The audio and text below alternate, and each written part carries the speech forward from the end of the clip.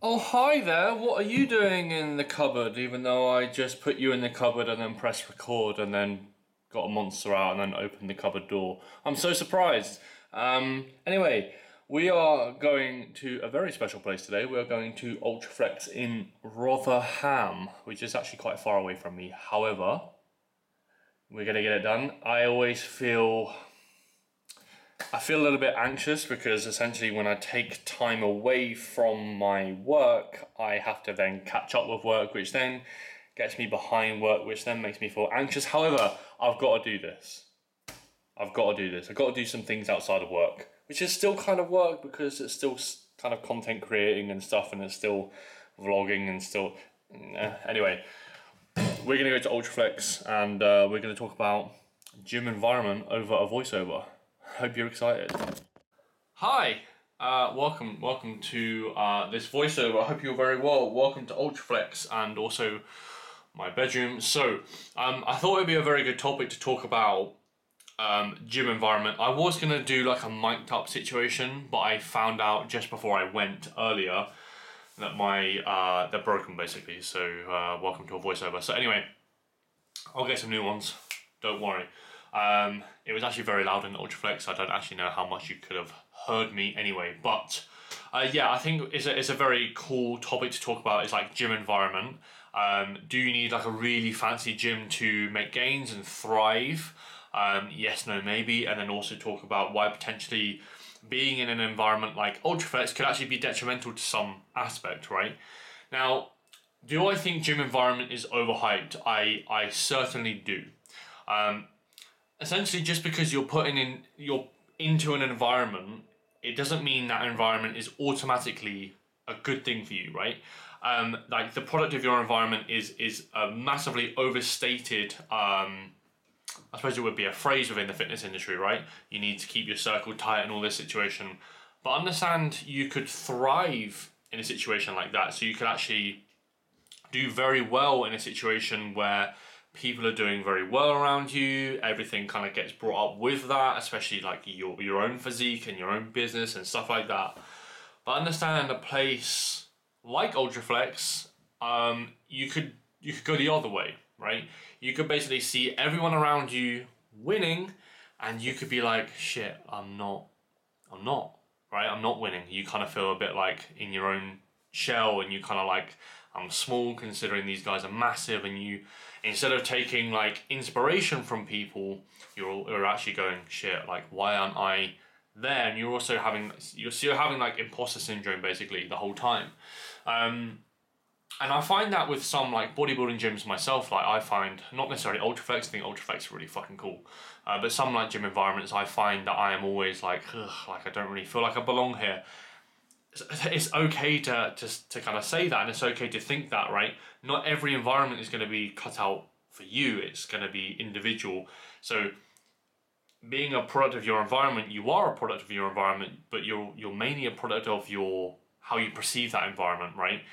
Does it elevate you to a level where you succeed, or is it detrimental? Because if it's the latter, you need to move environments, which is exactly what I'm doing currently.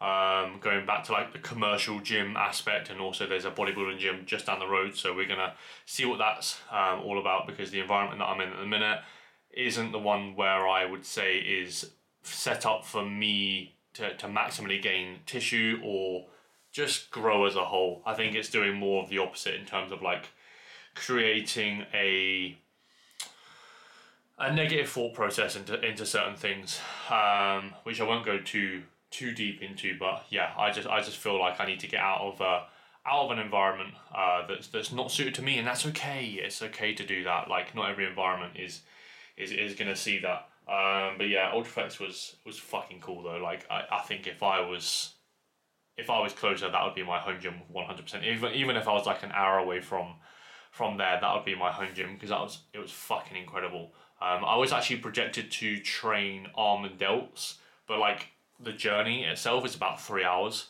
So 3 hours there, 3 hours back, so 6 hour round trip because I can do maths. And yeah, I was not going to take a 6 hour round trip only to train like arms and delts. not going to happen, right? So I basically switched around my sessions. So I did pull, as you can see. But yeah, that's also okay as well. Like if something like that is happening and a cool situation is happening, you can be very flexible and say, look, I'm not necessarily going to train this situation here. I'm going to be quite adaptive and kind of try a few bits of equipment, because ultimately, again, it's not very close to me. So I want to try bits of equipment, and also I get to try bits of equipment that potentially my clients are running. So we're going, right, okay, there's this setup here, there's this thing to consider, there's this to consider. Whereas as if I just stuck to my same machines the whole time, I only know them machines, and if my client goes on another machine, I'm like, ugh, I don't know. You can obviously kind of see via like form videos, etc.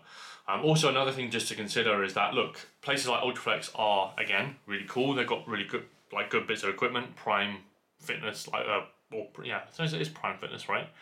Their bits of equipment are notoriously fucking sick.